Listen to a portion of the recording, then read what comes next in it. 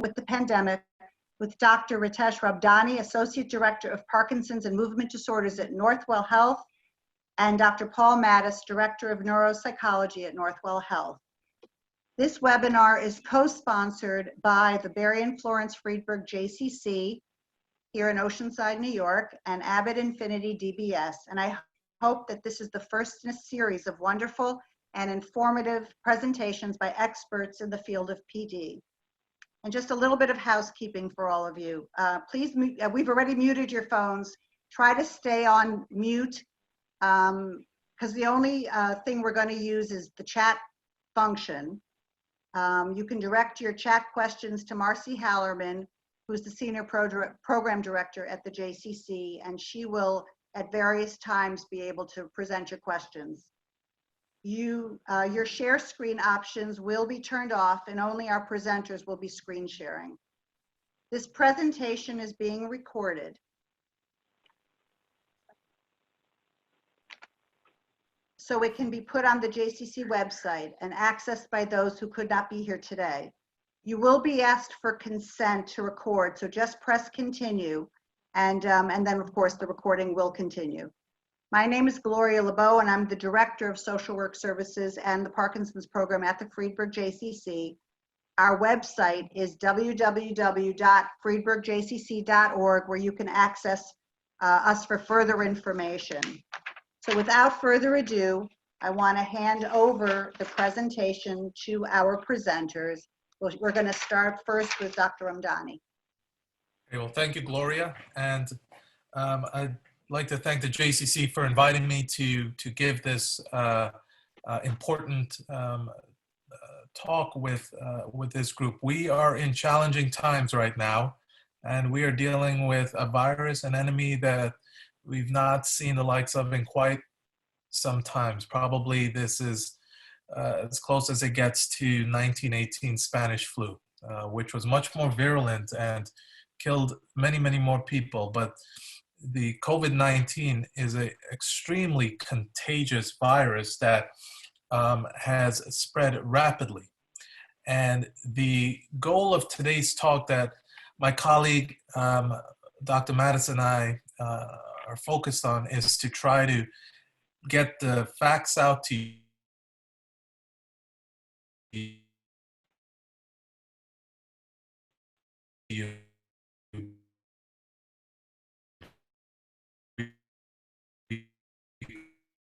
Because the more that we're able to put into this, so that we need to make our march downwards toward back to normalcy as quick as possible. So I'm going to share my my lecture slides with you now, so to make it easier for everyone that's on this webinar.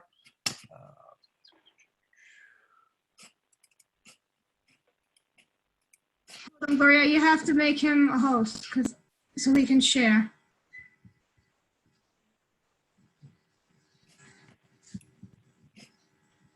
I'm looking to see if I can do it. Oh, you're good. I'm good. You're good. You can screen share.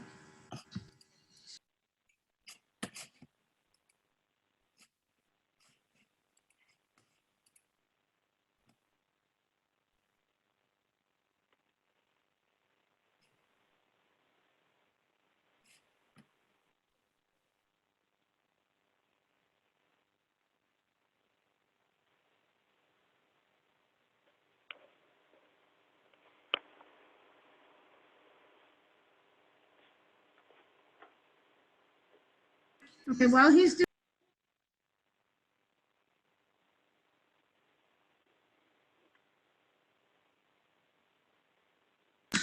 if anybody wants to just see the doctor in the screen, you can put the change to speaker view as opposed to gallery view, and you'll just see him. And then once he screen shares, you'll see everything. Share screen.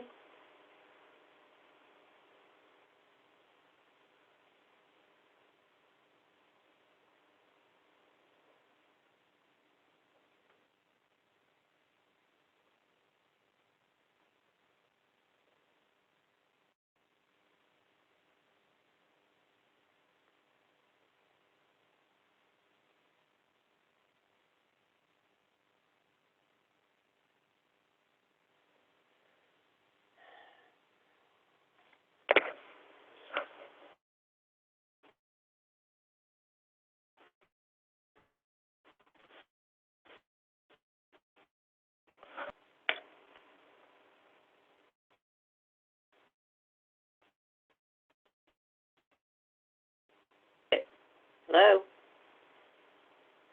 We're working on it. Oh, okay. I thought it was something wrong with mine. No, I'm not sure what's happening. We're a little bit of technical difficulties. Got it. We had his screen share. It was up for, What happened? I didn't don't get know. it at all. I have somebody else's on. I had Nancy's on. I don't know. I think her, no, No, hers that was- it's off. No, hers is off. He's not, but he's also on mute. Why is he muted? He was. you can take him off mute. I have to find, sorry Let guys. me see if I can take him off mute. I should be able to. Mhm. Wait a minute. So, I gotta find the chat again. okay, and I'm trying to find. Oh, of course, that's okay. We're gonna get there. Where is he on here? Where are we supposed to be clicking on? Chat? No, it should just come up. On the top, it should be speaker view. And we're just waiting. We're having a little bit of technical difficulty. We will get there. Be patient. No, but I mean, Yeah, up my on screen- top. On top, it will say screen view or, why can't I find the doctor? Somebody's screen is on now. Well, somebody's screen was on. I want to get him off. I just had him. I'm trying to find him on here. All of a sudden, I can't. It's on the right, Shadami. I can't see. Yeah, I'm trying to find his name on the thing so I can unmute him, and I can't seem to find it. I don't know why I'm having trouble finding him. He was there, and then he's not there.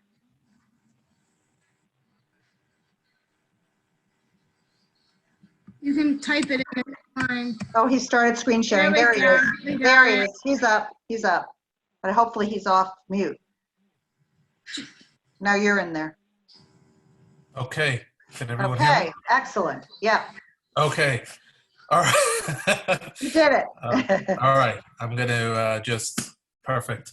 So for those who may have joined during that technical pause, where the goal of this webinar is to focus on how do you optimize your physical and mental health as a Parkinson's patient during this time.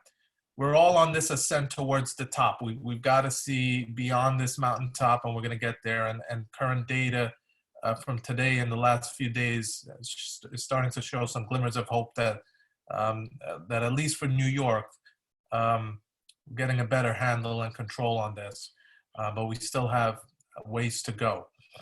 So the coronavirus is a novel coronavirus. We've seen other coronaviruses in the last several decades, one of which was SARS, or avian flu, and the Middle Eastern respiratory syndrome. These are in the same family of viruses. Like all other coronaviruses, it's spread through person-to-person transmission, and it's spread through respiratory droplets, which are produced when an infected individual either coughs or sneezes. And this picture here that you're seeing on the right side of your screen was done at MIT research laboratory using high-speed camera to capture this sort of plume of respiratory droplets that are generated when someone sneezes. And these droplets can travel up to 6 feet. And the coronavirus, the COVID-19, is an RNA-based virus with a protein coating, and it has these sort of multiple prongs sticking out of its surfaces that attaches to human cells, invades it, and then causes an inflammatory response from our body. Probably one of the most virulent aspects of this virus is that it could spread from asymptomatic individuals. People can spread it not knowing that they even harbor the infection. And this is the primary reason why this virus has spread so quickly in the United States and in other countries. The droplets can even be generated by casual talking. Usually doesn't travel as far as 6 feet or more as can be seen when someone sneezes or coughs, but can travel up to about 3 feet or so before it drops to the ground. So even with casual conversation, respiratory droplets can be created. So these are the sort of the 3 cardinal symptoms of COVID-19, and I think many on this webinar are very familiar with all these symptoms: fever, cough, and shortness of breath. Virtually all patients have fever, and the cough is oftentimes a very dry cough, and many patients have described the scratchiness in their throat associated with the cough. The cough could also be productive. There can be a sputum that is associated with the COVID-19 infection as well.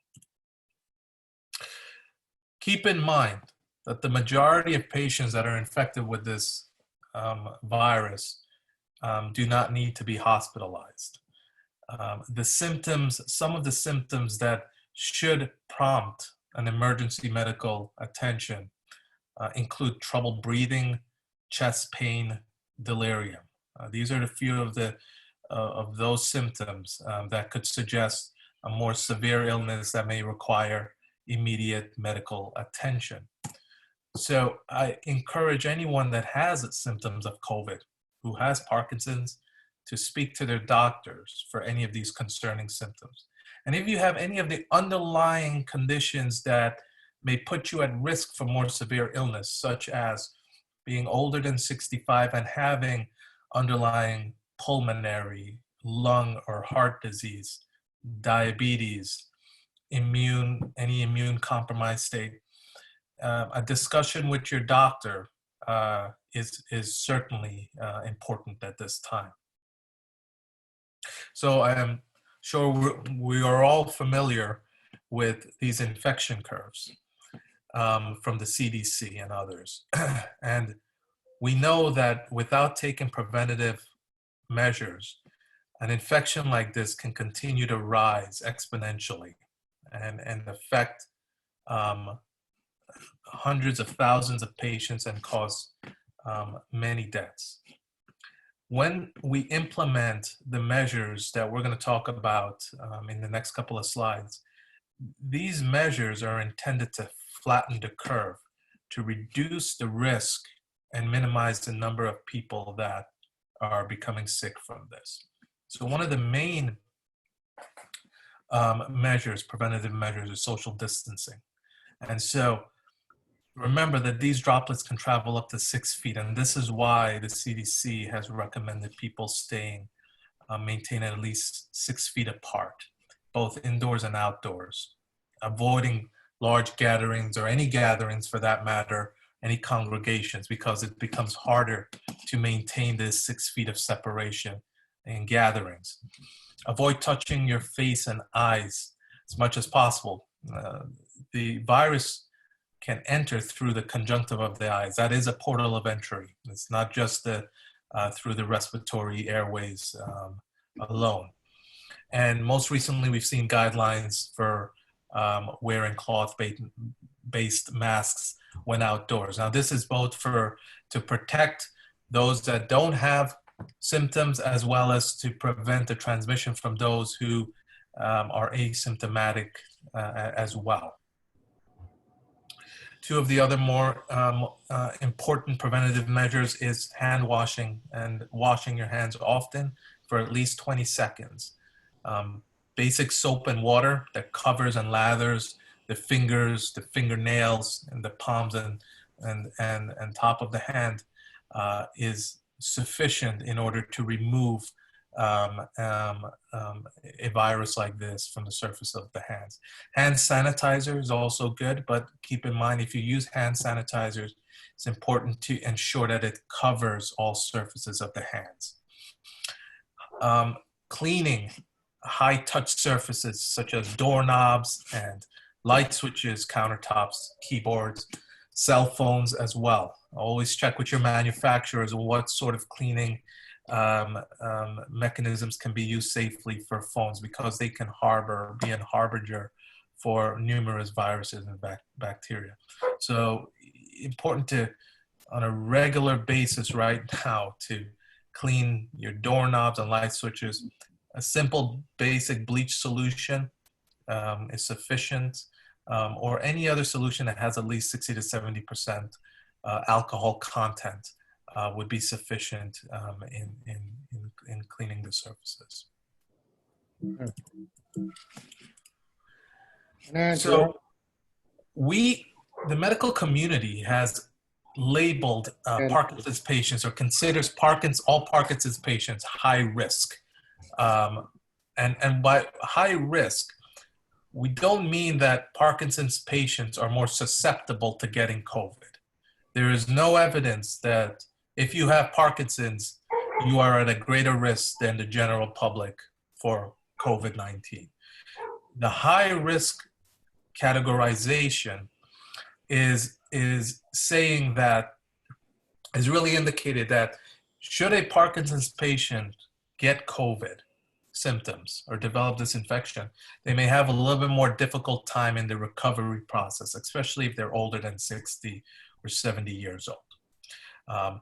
And so this categorization in Parkinson's as being high risk is really intended to ensure that the Parkinson's community, Parkinson's providers and caregivers treat this infection with the highest degree of urgency, and that all precautions are taken to ensure that we reduce and minimize the risk of any of our Parkinson's patients getting this infection. Because we know that the recovery can be a bit longer than those that don't have Parkinson's. The other important point I want to make is that there is no evidence that Parkinson's disease compromises one's immune system. So it's not an immune compromising condition either. This was a graphic from a article that was recently published that shows some of the impacts of COVID-19 on Parkinson's symptoms. And I want to just call your attention to a few of them. We know that patients who may have some underlying swallowing problems or severe speech issues with any respiratory infection, much less COVID, there is a risk that the cough reflex can become impaired, and that can affect the ability to clear any sort of productive sputum. Also, we know that with any infection, and this infection included, can exacerbate underlying Parkinson's motor symptoms. Slowness, tremor, rigidity, gait and balance problems, involuntary movements like dyskinesias can all be aggravated with an infection like this. And it could also affect the respiratory apparatus, the respiratory function in patients who have underlying respiratory issues with Parkinson's disease. One of the earliest symptoms that can be seen with COVID-19 is loss of smell, and that could be the earliest marker that this infection may be brewing. If you are on an MAOB inhibitor and do develop COVID symptoms and need a cough suppressant or any cold remedy, it's important to avoid medications that include dextromethorphan. This is sort of what you see in Robitussin and Deltram. They can interact with MAOB inhibitors, which are rasagiline, also known as Azilect, selegiline, and Xadago. So those, I just want to make sure that our community is aware of that as well, should they need any sort of cold remedies. So if you have symptoms, what do you need to do? Well, the first thing you need to do is to self-isolate and immediately call your doctor. Let your doctor guide the management of this. He or she will make the determination whether you need to be seen in the emergency room or seen in the office to get tested for COVID and managed at home. Again, majority of patients with COVID symptoms will recover at home with this. And so we want to be able to know who has it and implement a an aggressive monitoring strategy so that nothing gets ahead of us with this. Avoid sharing household items if you are dealing with COVID symptoms, if you do have COVID at home. Wear a cloth-based mask. You don't want to be spreading respiratory droplets even with just a simple conversation, and maintaining a safe distance from others in the household as well. I recommend, if you can, to stay in one area of your house or apartment as much as possible here.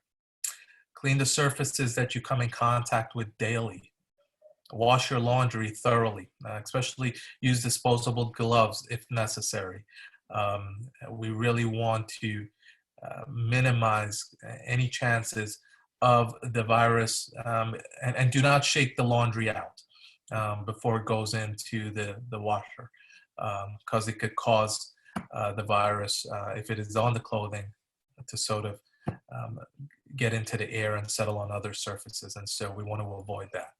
And if possible, use a separate bathroom. Again, all measures here to try to prevent the spread within the household, as well as ensuring that that you are taken care of, and that your symptoms are being monitored by individuals that are with you at home, your caregivers, as well as your physicians. Tips to reduce your risk of infection. Well, a few things right now, especially in the next couple of weeks. Trips to the pharmacies should really be minimized as much as possible. And that includes getting a 90-day supply of all your medications is highly recommended. Many of the pharmacies are delivering, and there are a number of pharmacies that also have drive-through pickup. So I encourage any of those avenues of getting your medications to certainly be explored at this time. Reschedule all non-urgent doctor's appointments. You do not want to be going into a healthcare facility at this time unless it's an emergency. Many of the university hospitals or hospital-based practices have moved to telemedicine. Explore that, ask about that when you do call your doctors to reschedule non-urgent appointments. Ensure that you have at least 2 weeks of food in stock. It's very important. Try to, as much as possible, to use grocery delivery services or grocery pickup services where someone comes and brings the grocery items and puts it in your car.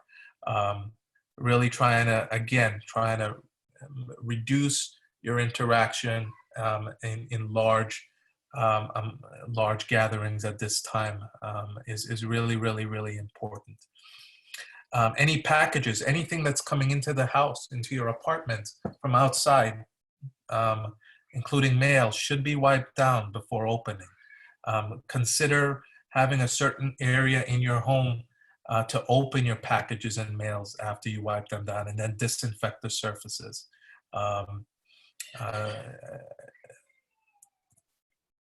For those of you who are caregivers, who may have a family member, a loved one living with you during this time, just a couple of considerations and tips. Let's try to limit the number of therapists and home health aides, if possible, coming into the home. They may be asymptomatic carriers, and God forbid if someone in the household has COVID symptoms, we don't want these caretakers who are coming in to also be at risk of catching the virus and then spreading it also. And so these are attempts we need to all make in order to prevent the community spread from continuing to rage. In order to prevent social isolation, yes, we're doing social distancing, but that is really physical distancing. We don't want our Parkinson's patients, we don't want any patient for that matter to become socially or mentally isolated during this time. I encourage people to use these video platforms such as FaceTime and Skype to stay connected as much as possible. Now, this is not a time for us to be socially isolated, even though we're physically more distant from one another. Again, if you're caring for someone at home, maintain very good hand hygiene. Try to maintain that that good distance, at least 6 feet apart, as much as you can. And I encourage a lot of the caretakers and Parkinson's patients, to try to maybe get the free Aware and Care kit that's sponsored and from the Parkinson's Foundation. This is a kit that has important information, including your medication schedule and information that doctors and nurses can use should you have to go to the emergency room or be hospitalized. It sort of gives gives non-neurologists, primary care doctors and nurses information on medications that Parkinson's patients should not be given and things that need to be considered in terms of their medication regimen and the timeliness of getting their medications during their hospitalization, to really try and ensure that the infection, that the illness does not cause, to try to mitigate the worsening of the underlying motor symptoms. If you have DBS, as you know, all elective surgeries have been canceled, and these include new DBS cases as well as battery changes. There's no evidence. I just got a question recently from a patient of mine that there is no evidence that COVID directly affects DBS leads of any sort. And so if you have a battery replacement that was scheduled and will be delayed, it is important to talk to your neurologist and your DBS team regarding managing your Parkinson's symptoms should they re-emerge as your battery levels are declining. And if the symptoms are expected to be severe and unmanageable, your DBS team may need to consider replacing the battery on an emergency basis. Even though battery changes are elective, if someone's battery runs out of life, it could quickly become an emergency situation. And so anyone who has a DBS battery that is nearing its end of life, or they're aware that they were expecting to have a battery change in the coming months, should definitely touch base with their DBS neurologist and team to discuss the plan of action at this time. I always think it's important for us with any sort of infection, especially this one, to figure out ways in which we can improve our immunity. We're not going outdoors as much. We're social distancing. What are the things that we need to do in order to give us the best chance to fight something like this? One is get plenty of rest. We know that sleep is the best regenerator of the human body. We really need to get at least 7 to 8 hours. It's important for our immunity. It's important for our well-being. It's important for our mental health as well. Stay well hydrated. Drink plenty of water. It's critical in order to fight off any infection, that we maintain good circulation and not get dehydrated, as dehydration can affect one's response to infection. Take in enough antioxidant-rich foods, and what I mean by that are our power foods, our citrus fruits and blueberries and raspberries and green leafy vegetables. Things that we know are good for the gut is good for our immunity, because they're filled with all the important micronutrients like vitamin A, C, D, and zinc, all of which are important for our immunity. They boost our immunity in order to fight viral infections in particular. Exercise. Now this can become challenging, especially if you're indoors, especially if you're not able to go to the gym or take part in Parkinson's therapies like dance therapies and boxing for Parkinson's, or get your physical therapy sessions in.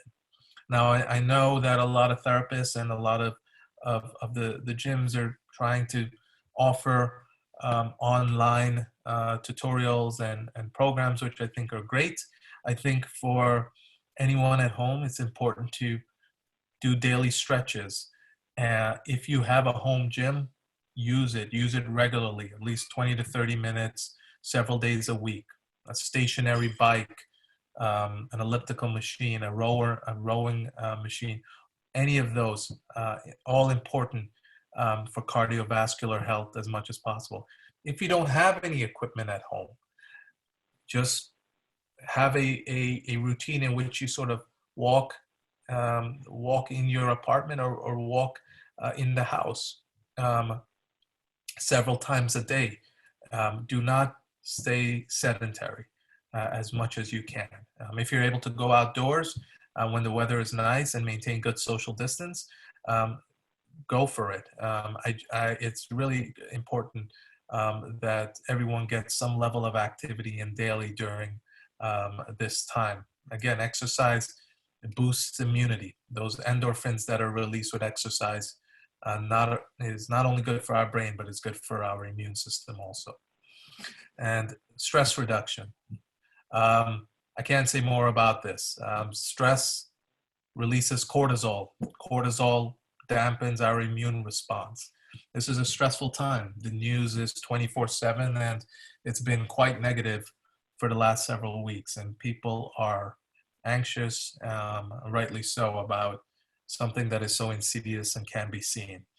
I encourage everyone to, find times to get your news, but don't have the news cycling in your home 24 hours a day. It will have a psychological toll on you that I'm sure my colleague, Dr. Mattis, will address further.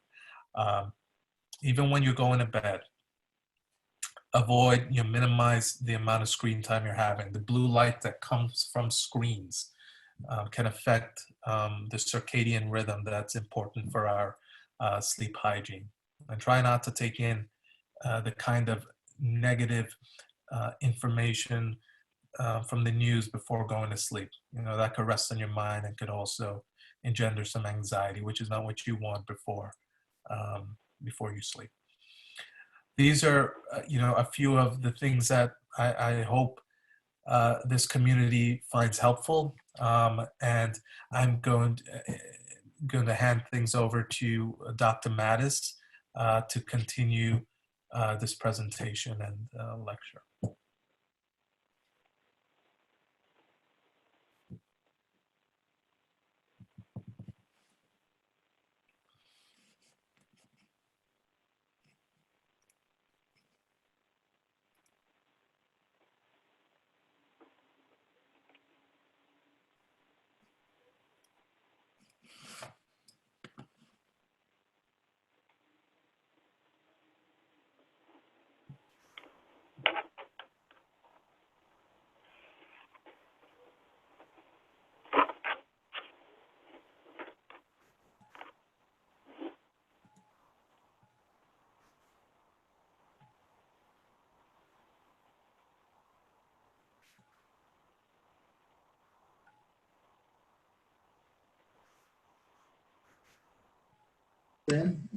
Hold on, just give us a second. Oh, we got it. Perfect.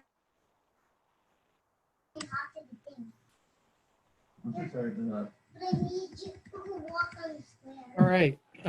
Thank you for inviting me. So to some degree, what I'm going to talk about is the last slide. Just so people know, right now there's a child talking in the background. If you don't mind going on mute.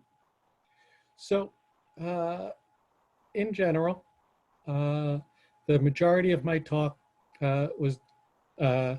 Ramdhani's last slide because everything that's good for the immune system is also good for your your mood, and in fact, your cognitive functioning. Sorry if I keep looking to the left. I think I need to switch where you are. I have a second screen, so I apologize. All right, so there's multiple effects. There's multiple stressors in our life right now, and in general, what I'm talking about is wellness. So it really, what we're going to talk about is really not Parkinson's disease. Okay, although there's added stress. The factor that is probably influencing life the most is being in an infectious state where you're essentially quarantined. Okay, you're quarantined to a whole house sometimes, and some of us have to go out regularly. And so we're in a stressful world.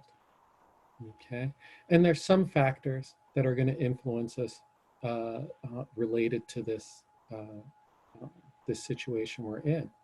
Well, duration, certainly. The longer that this situation continues, the longer it takes us to return back to whatever we call normal. The level of anxiety we have about the infection. I would have guessed that everyone's anxiety is high. However, from the occasional large group of teenagers gathering at the school, it's not all of us. Okay, there's some, as you probably all noticed, that isn't maintaining social distances, which just increases the anxiety of the rest of us. The others, the frustration and boredom we're experiencing is controllable, but certainly impacting our psychological state. Another stressor, Dr. Ramdhani mentioned that to try to have 2 weeks worth of food. Someone posted that these food services are backed up 2 weeks or more. And so again, there is worry about inadequate food supplies. Okay, and then one of the things that people talked about is inadequate information. However, currently, I would go with too much information. Okay, a lot of us are spending too much time in front of the news. Okay, I was going to talk about it later, but one of the things that we've done in the house, I have a few teenagers in the house, and we have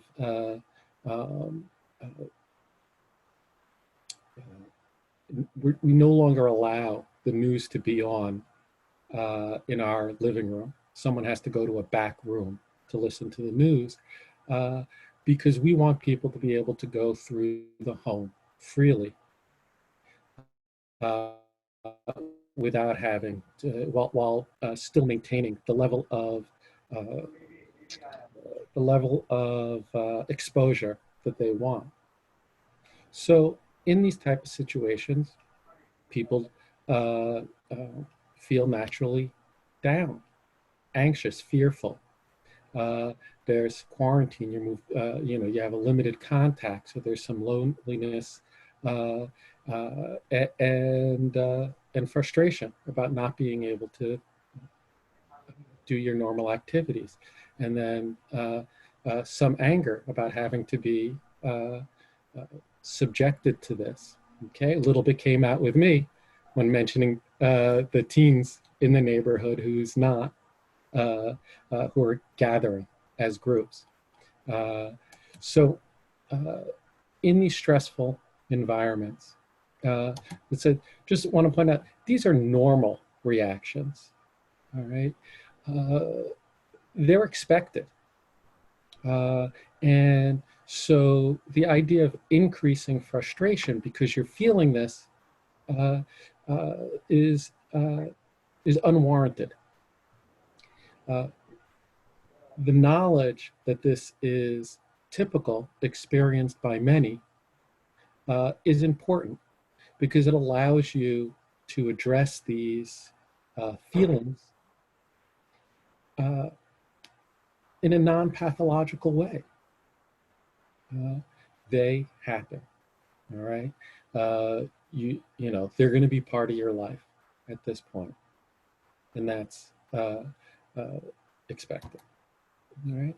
Well, but what it comes down to is how you're affected by these feelings, and if they're going to be seen as initiating adaptive functions, or if they're going to slowly move down the continuum for us in the stress reduction world. It's, you know, from a preparedness to a reaction to of distress based on these symptoms that we're experiencing, and then moving down the line to greater reactions and therefore greater injury to the individual. Okay, so the idea is to promote wellness as best you can.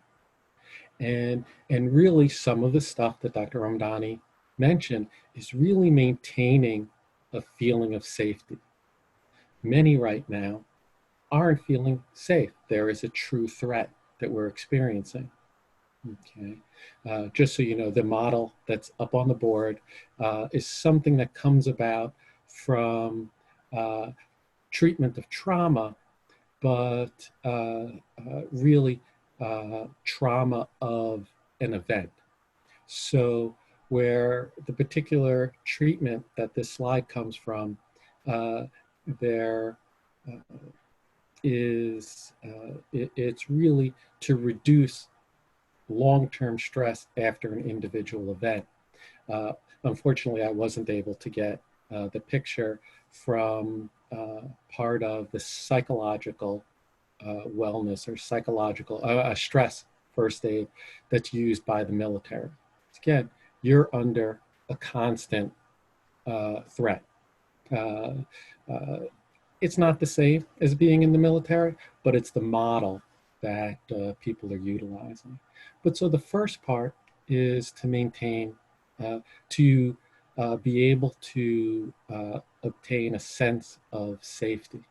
All right, and part of that are the things that Dr. Ramdhani was talking about, trying to maintain appropriate social distances, keeping your 6 feet from others, interacting with a small number or a captured number of individuals rather than a large varied group. And so to some degree, that is based on your behaviors, okay, but not totally, because even in the safest environment, you can lose your sense of safety, all right? You know, the feeling that you're under attack when you maintain what is a medically safe environment. But again, people have a different feelings of threat. You know, if you want to go to, again, back to a military model, even if when someone's experienced a trauma like soldiers do, and we've heard about for many years, post-traumatic stress disorder, and where you end up coming back into a safe environment, okay, that doesn't feel safe. Right? And part of that treatment, the first part, is to understand this, the reality of your situation physically, and trying to match your psychological state closer and closer back to what it used to be in the past. And so once you've achieved this, the idea is to put yourself in the appropriate state, okay, what they call calming. We all know that our psychological state, our cognitive state, our thinking is just better when you're calm, when you're experiencing your thoughts, but also the world, rather than these running thoughts that are going through your head at a million miles an hour, and none of them positive statements. And then you move through as you are able to maintain this calm, maintain a connectivity with the world. Don't isolate yourself when you're stressed. Be with people, okay? Have an understanding that you do have some control, moving to having a feeling of hope, that this is time limited. There is an end. Just so we recently just got an update from our leader at Northwell, stating that for a couple of days now there has been a reduction in people coming into the hospital, and it now outweighs the people that are leaving. There's still a lot of people coming in, but this is a major milestone from reaching the apex of the curve, as we talk about. How do we promote some of this feelings of safety, of hope? And it's really through wellness. And this is a lot of what Dr. Ramdhani was talking about, okay? It is it's active, you're pursuing, you're making, promoting actions. It's really building your feelings of, it's more general as a positive feeling, okay? One in touch with the world and your internal state. Okay, how do you do it? Okay, so this is where there's some overlap, and okay, a lot of overlap, but let's talk about things that influence wellness. And they are, in general, the things that are good for the immune system. But they're not just good for the immune system. They're good for mood. They're good for reducing stress. And again, I'm a neuropsychologist, and it's important to remember that it's good for cognition. Okay, it's good for thinking. Your capacity to pay attention, to remember, to learn is highly associated with your ability to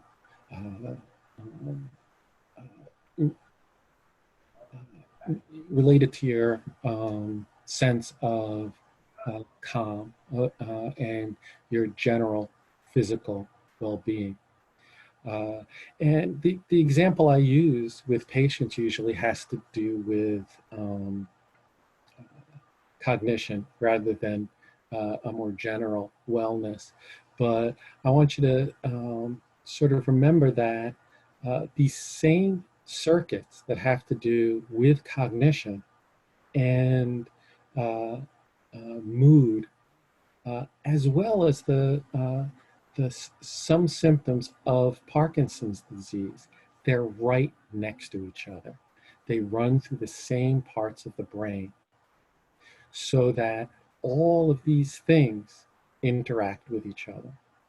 So I want you to imagine, okay, most people here remember a time where we had to use a key to open our door in a parking lot. So I want you to imagine yourself walking through a dark parking lot, okay? I like to imagine Roosevelt Field. For the local people, it's a very large mall with big, huge, flat parking lots and poor lighting. And as you're walking towards it, usually you walk to your car, you take out your keys, you put the keys in the door, open the door, you get in. But what happens to you when you hear a rustling behind you? Someone's in one lane next to you, walking behind you, and you start getting nervous. What happens? That's where you bump into something. That's where you can't get the keys out of your pocketbook or out of your purse. It's when you can't get the key in the keyhole. And then when you're getting in the car, you drop your keys. Here's just a small little example, and that there's this large interaction between many parts of life with anxiety and nervousness. And so your general wellness contributes in the same way. So I'm a neuropsychologist. So when we're talking about exercise as being an important matter, we're not physicians. And so we stress to do this in a medically appropriate way. What we don't want when we talk about increasing exercise and utilizing exercise for mood, we don't want people to start running a marathon, all right? You want to do an appropriate level of exercise for you. When you look into the research, it's 20 minutes of exercise 3 times a week, all right? And something that keeps you moving.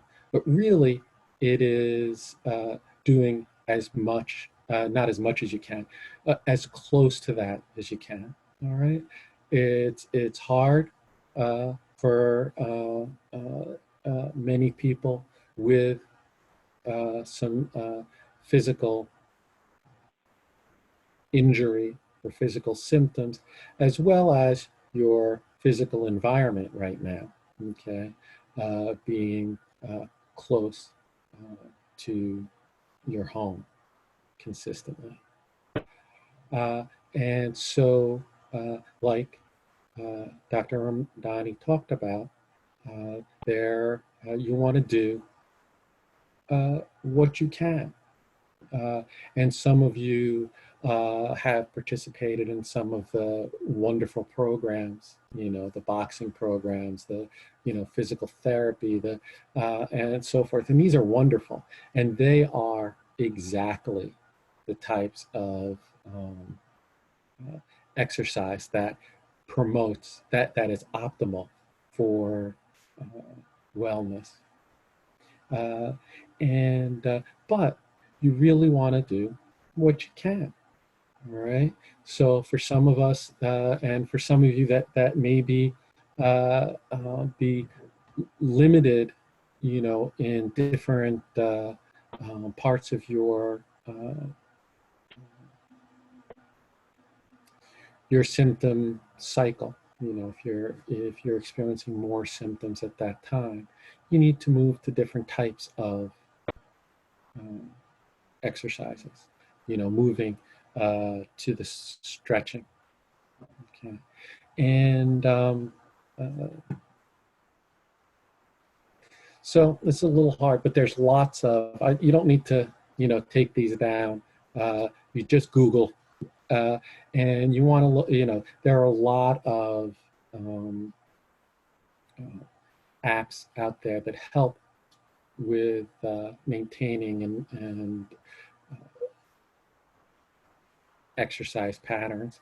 At Northwell, they do have this, their physical therapy apps. And so you're able to get some specific exercises that, that are suggested for you. And if you're involved in any of the STARS programs, they're available. All right, nutrition. So we all know what it feels like after a Thanksgiving meal, right? You're not ready to do calculus. You're not ready to engage. You feel kind of flat. We're tired. And so that when you have an unhealthy diet, you know, high and high in a lot of, you know, let's call it an unbalanced nutrition. Okay, when you're dealing with a lot of fats and processed sugar and all these different things, the research really tells us that what's called a Mediterranean diet, okay, lots of fruit, vegetables, and what we all saw is the food pyramid, right? And so on top of that is the sugary foods, the processed food. And so that's what we want to avoid. So those happen to be things that are very available right now, all right? It's a lot easier to get a box of cookies than it is a fruit salad, a banana, apple. But that's really needs to be our focus, all right? At this time, to promote wellness, you really need to maintain your healthiness of your diet, and that will give you the resources to maintain a positive mood, reduce the likelihood of depression, and increased anxiety. Again, there's many different apps that are helpful.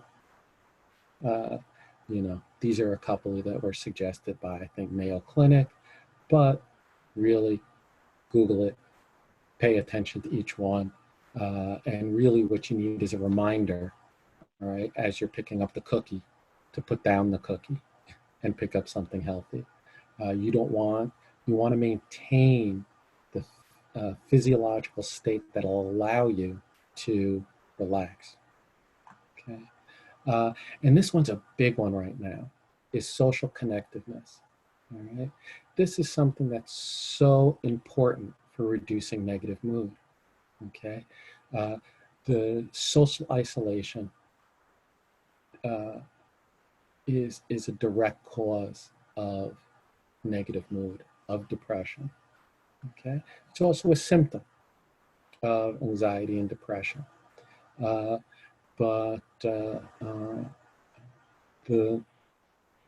what we want to do is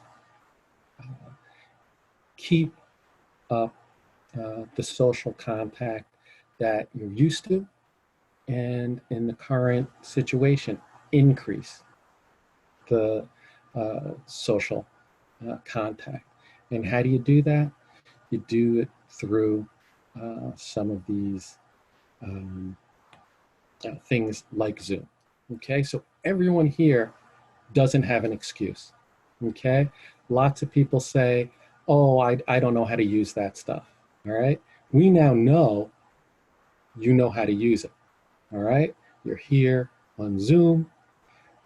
It's free, but you know, sometimes they're kind of scary starting because they're a program that it takes you a little while to get used to. I felt a lot more comfortable on FaceTime than I did, and now I'm really comfortable on Zoom and hospitals video chat, American Well or Amwell. And so, but this is, and so I've had multiple patients that have actually have far more social contact now than they did before because they started to use these programs. And so I haven't seen my brother since his wedding last year. And we really didn't use a video chat, but I was able to, through this, we contacted each other. We had a wonderful conversation. He got to talk to his nieces and nephews. All of a sudden, there's a whole new avenue because we're spending so much time on it. Use it. And don't just use it for talk. Use it to promote social activities. All right? So you could play chess. You can play cards. You can have a virtual happy hour. You shouldn't, again, drinking isn't a good thing. You can have a happy hour with a blueberry smoothie, because then you help the diet as well. But these are all things that are available to you. Sometimes we'll miss our, for me, my nieces and nephew, maybe it's your grandkids, maybe in some really lucky people it's their children's children. So, have these social activities, stay connected. Remember, that was one of those main parts of what would be recovery or maintenance of positive mood, decreases anxiety, decreases in depression, decreases in anger and irritability. All right. Dr. Ramdhani also talked about sleep. Sleep is restorative. Sometimes we can go a night without sleep. And we can feel good the next day. But you have several days, things start to bother you. You can get irritable more quickly. Okay? So sometimes people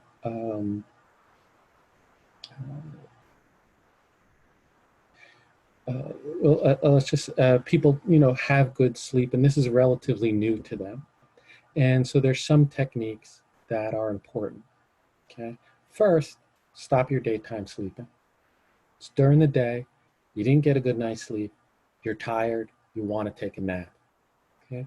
Try to avoid the nap. Some of us take naps during the day, and that's our normal routine, and we can still sleep.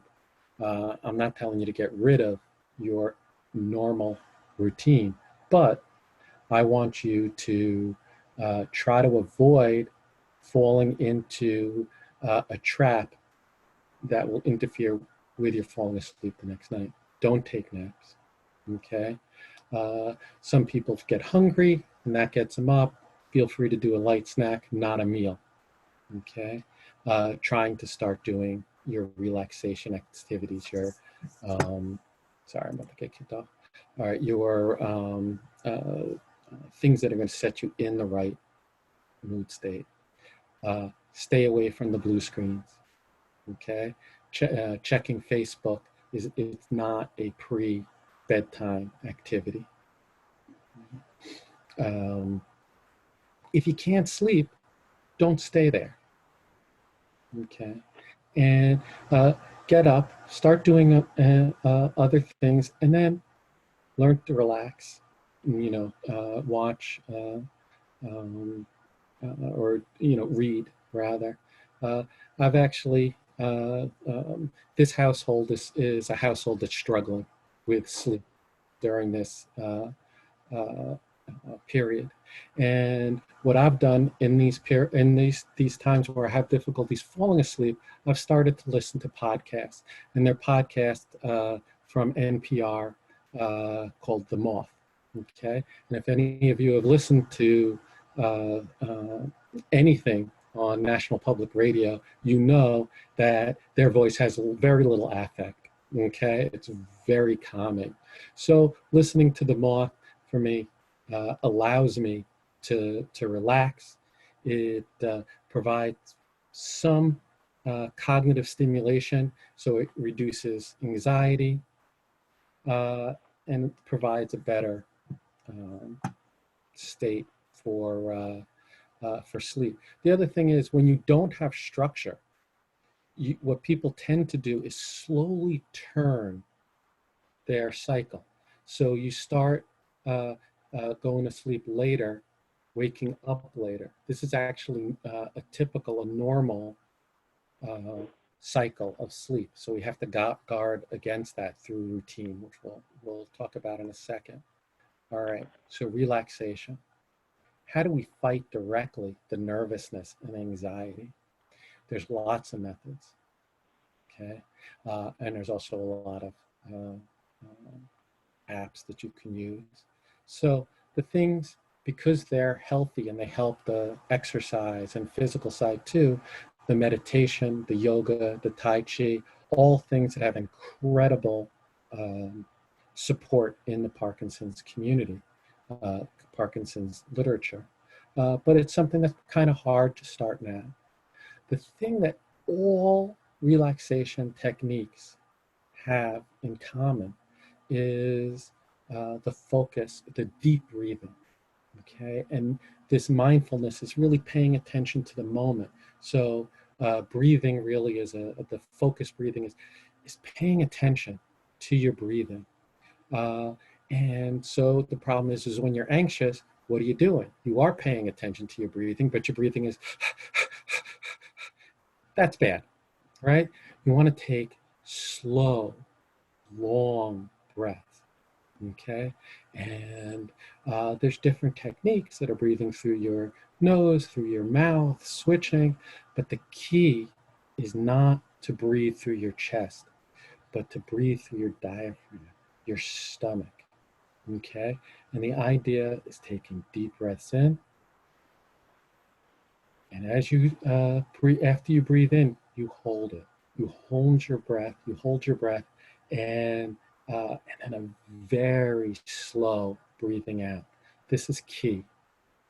Okay, it's the holding it and the breathing out slowly, very purposefully, and this is what you want to do. Okay, so what I want you to do now.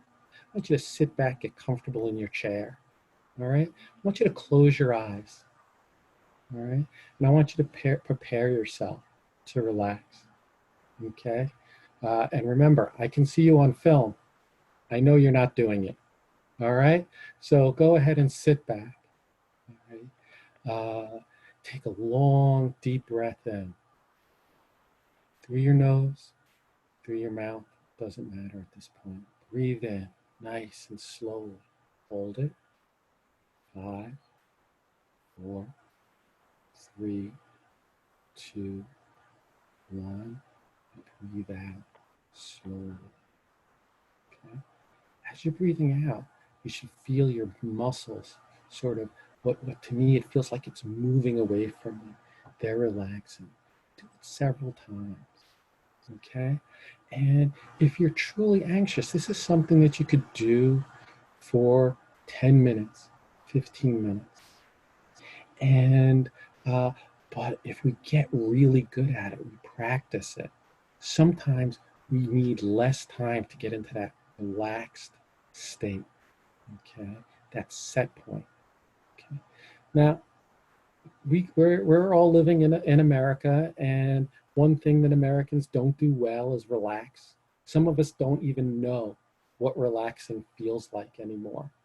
I see patients in my office and I'm saying, we're seeing a little bit of anxiety. And they explain that they're not feeling any anxiety. They're totally relaxed, and you see their knuckles are white. And this is just their natural state, okay? And the idea is getting your set point, getting relaxation. Some of the other stuff, guided imagery, something that, takes some time. There's very nice apps for progressive muscle relaxation. Mindfulness is something maybe you hear about. It's the in relaxation, where you're really paying attention to what's going on, to something not necessarily in your body. If you are, it's the slow breathing. But sometimes you just pay attention, you have a Jolly Rancher in your mouth. So I'm going to go back to, you shouldn't do that because it's sweet. Let's go with a grape. got a grape in your mouth and you're chewing, okay, and you're paying attention to your teeth cutting into, mashing the grape, okay? And all of a sudden, your mind moves from the anxious thoughts to experiencing the chewing. Okay? It's a wonderful relaxation technique. And if you tell people you're doing mindfulness exercise, you seem really hip. Okay, okay, you know, I just used the word hip, and therefore, clearly I'm not. And so again, there's lots of different apps. All right. So here's the other key, something we talked about, structure. Okay, we have lost our normal routine. What we need to do is maintain the routine. Okay, very funny Facebook post the last couple of days was they sort of asking to, if you're maintaining the structure, and one of the questions was, are you wearing a pair of pants that doesn't have an elastic waist? Okay, at that moment I was wearing sweats, and it made me remember to increase structure. And I apologize for the incredible number of spelling mistakes. This is the first time I've done this talk, and it's not pretty. I apologize for that. So you want to set a wake-up time. Eat 3 meals, okay? Don't snack at times that you don't normally snack. Set a bedtime, okay? Set a time for your exercise. Set a time for your relaxation, okay? Maintain a structure. If you're used to cooking dinner, try to maintain that, okay? Maybe you have to change your foods because you don't have the same foods available to you, all right? TV is something that, you don't want to spend, you don't want to lose time. Sometimes when you're home a lot, you could spend many hours in front of the TV. Sometimes that's relaxing, but it's not healthy.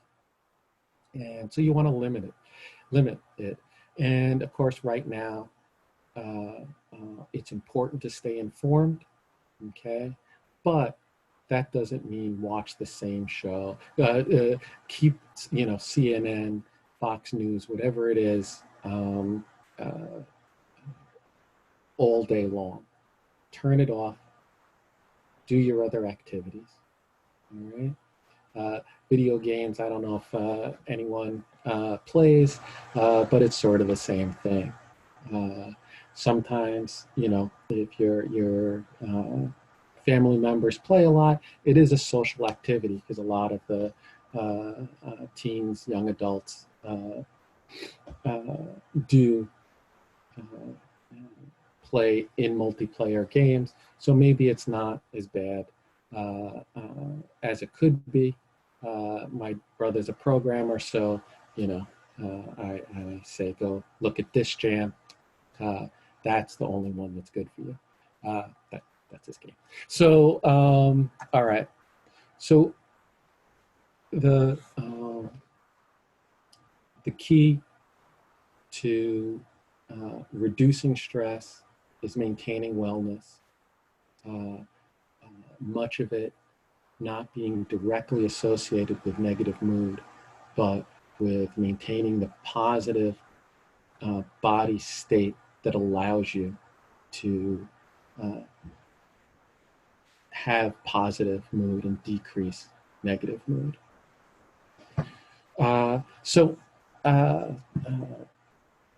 We have I guess a question and answer time with Dr. Ramdhani.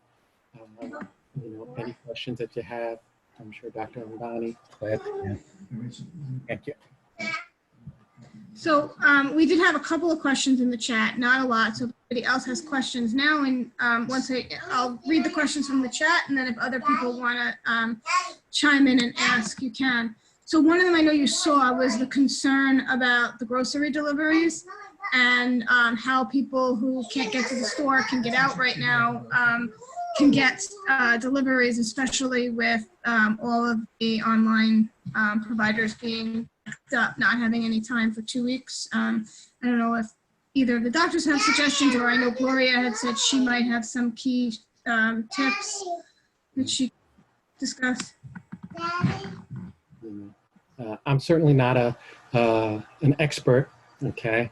But what we've found is you have to keep checking, all right?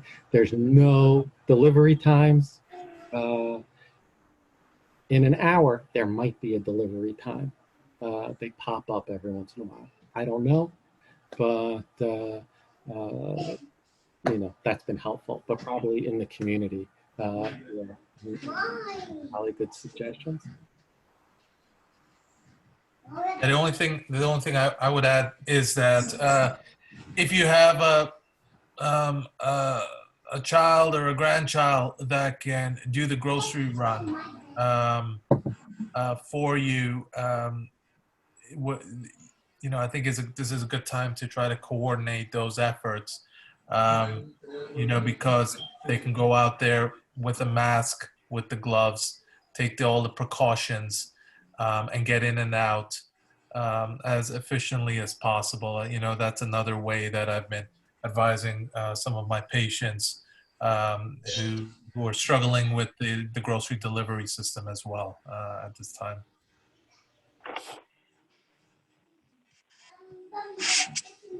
Okay.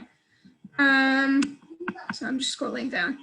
I think you covered a lot of the anxiety, but somebody asked if they're not on medication, what kinds of suggestions would you have to reduce their anxiety? It's, you know, to me, it's everything I just went through.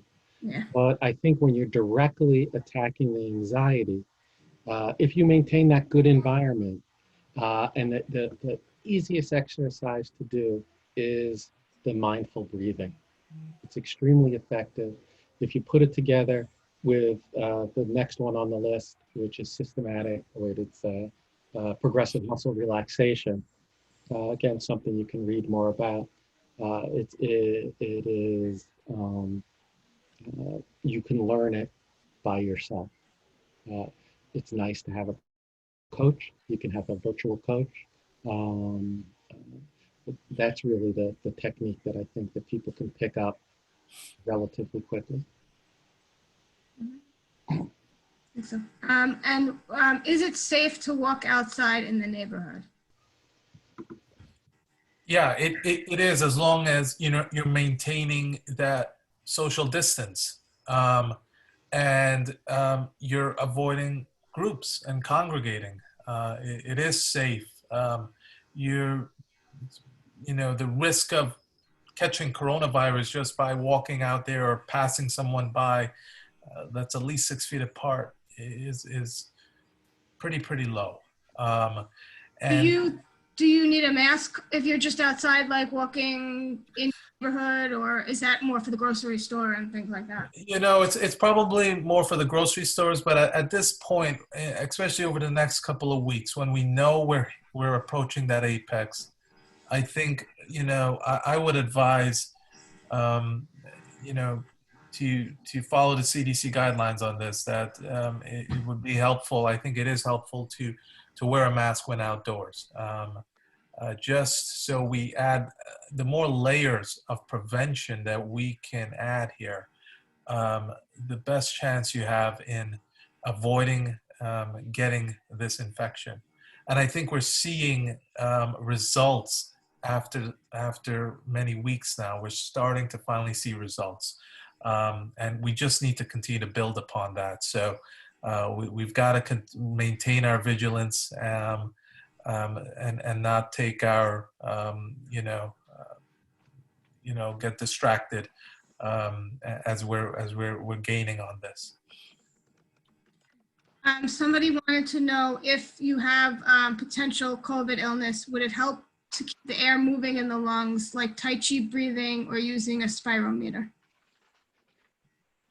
Yeah, absolutely. I look, you know, we don't have any, you know, clinical trials or evidence that looking at this.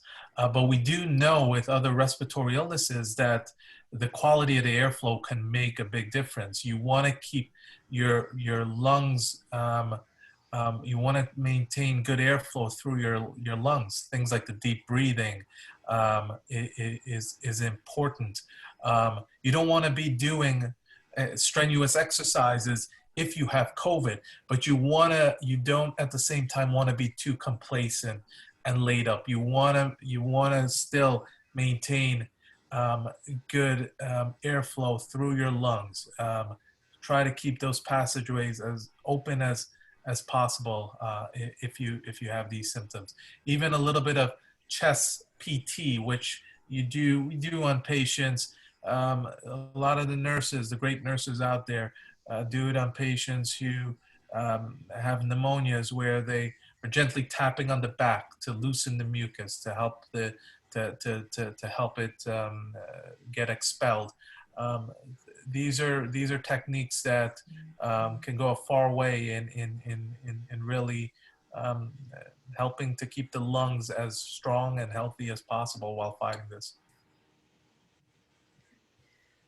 Somebody said they have a client with Parkinson's who has an aide that commutes from New York City. Any concerns with hygiene prior to engaging with this patient?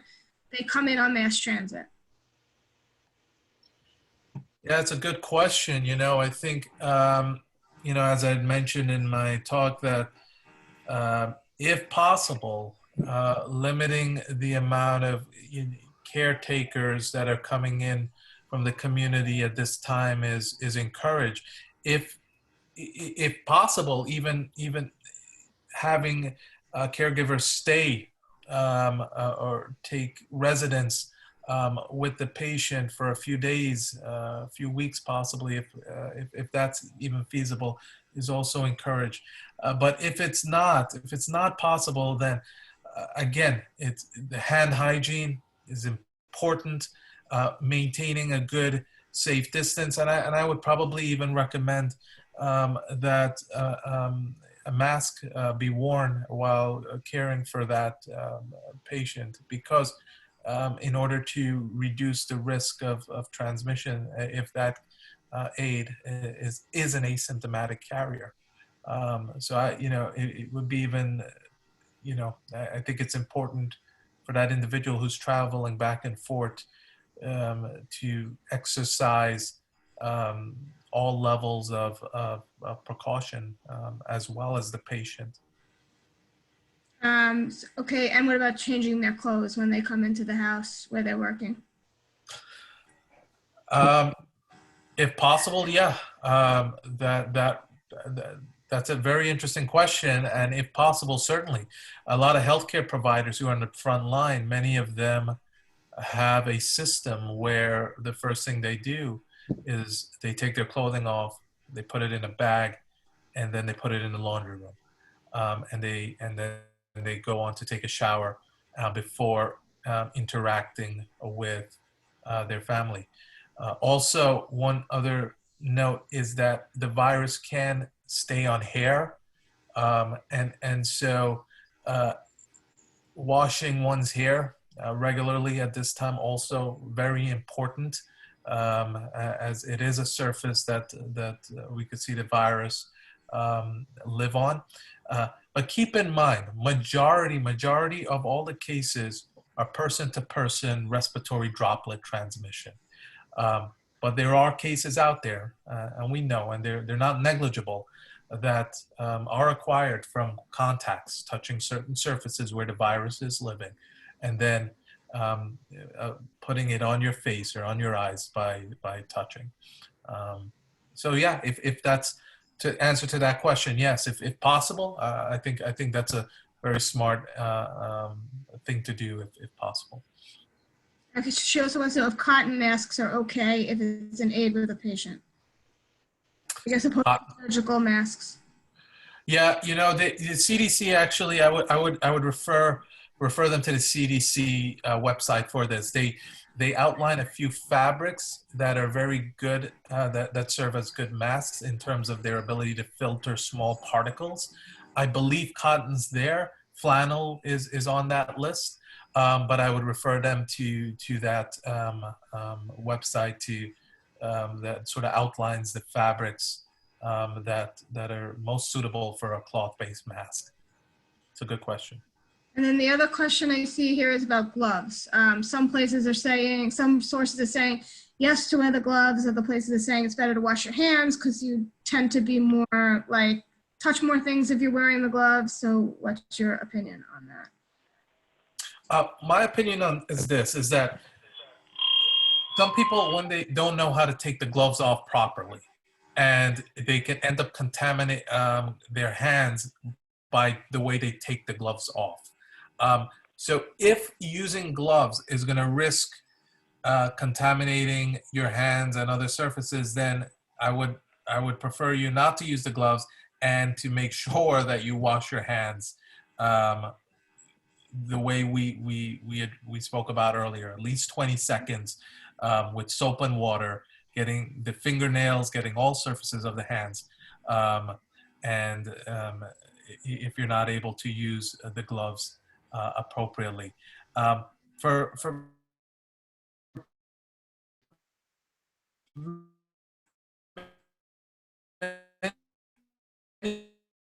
people, I really appropriate to do it there, but I don't think you need gloves to be wearing gloves when you're outdoors for other activities at this time. But really important, the way you take the gloves off. I wish I had a pair of gloves here that I could demonstrate. There is a technique that reduces your risk of exposing your hands to the surface of the gloves. And it's really important that people understand how to remove these sort of latex gloves, when they're finished using them. Like so many things, Google it, Yeah. look on YouTube, go to Yeah. a good site. Don't go to Joe's site. Go to the Mayo site. Go to the CDC site, the NIH site. Yeah, that's a good advice. Does anybody else have questions? You can either type, and then you can talk.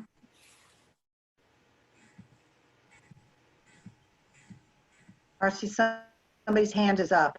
Okay, I can't see because I don't Bill? have it. Oh, Bill Hawker?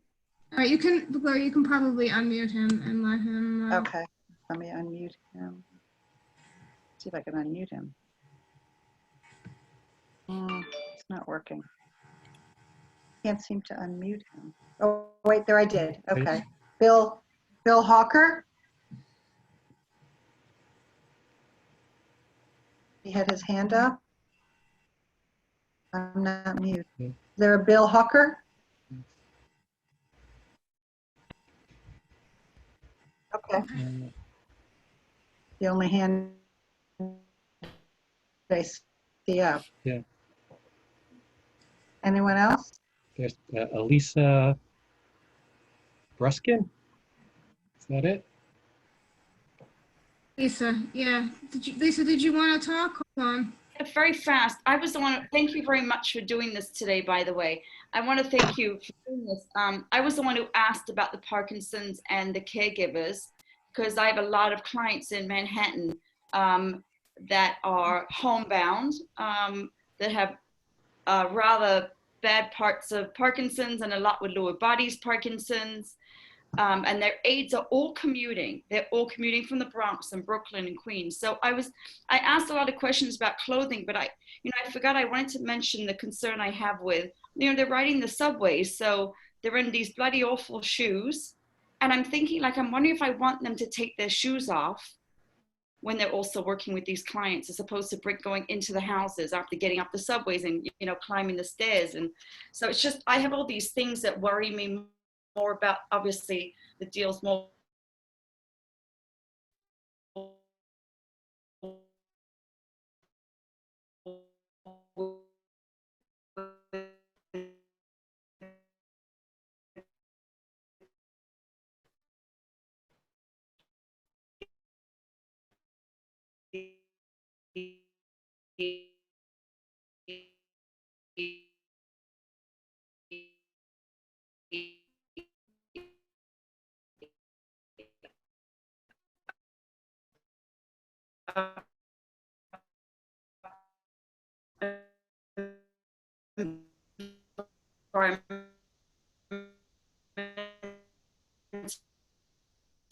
side of it. I would or the bottom with the same I would use. You could track the virus into the home with the shoes. So I would advise that they at least wipe the bottom of their shoes.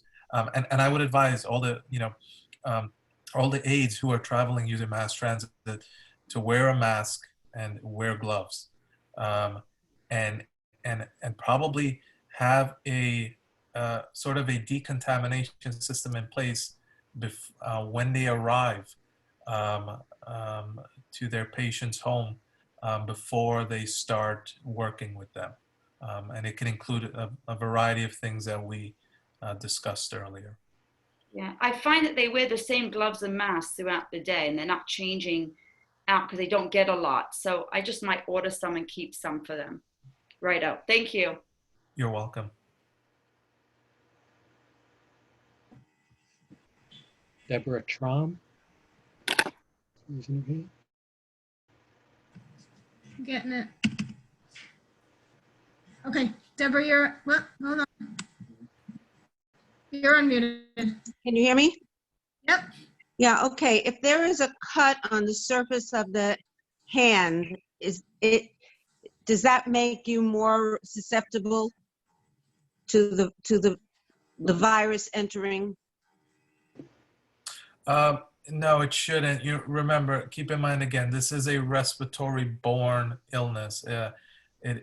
You have to sort of take it in through the respiratory passages in order to become infected. If the virus was on food, for example, and you ate it, you wouldn't get it. It's because you're ingesting it through the GI system. So a cut on the surface shouldn't put you at greater risk for getting it through that portal of entry. Okay, thank you very much. You're welcome.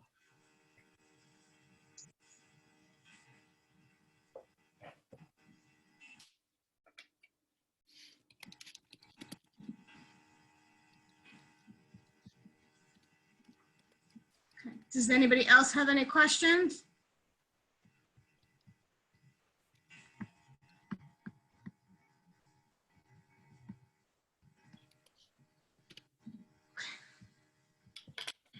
Okay, so Gloria, unless you have something, would you like to add something to kind of close it out? Well, you're muted. All right, now you're good. Yeah. No, I just wanted to thank everyone, first of all, for attending the webinar. I want to thank both doctors for all that amazing information and certainly gave us a lot of food for thought. Just a reminder that if you know people who are interested, we did record this webinar and we're hoping to put it on the JCC website. And please scan the website. There will be, we hope, future programs like this. We are planning some more PD informative presentations. We're hoping to do some boxing and Tai Chi presentations and live Zoom presentations. So please scan our website, which I'm going to repeat, www.friedbergjcc.org. And I wish everyone, whatever you're celebrating, a very happy and healthy to all of you. And have a good evening. Great evening, everybody. Thank you. Take care. Stay Bye-bye. safe. Thank you, guys. Thank you. You too. Thanks so much. Bye.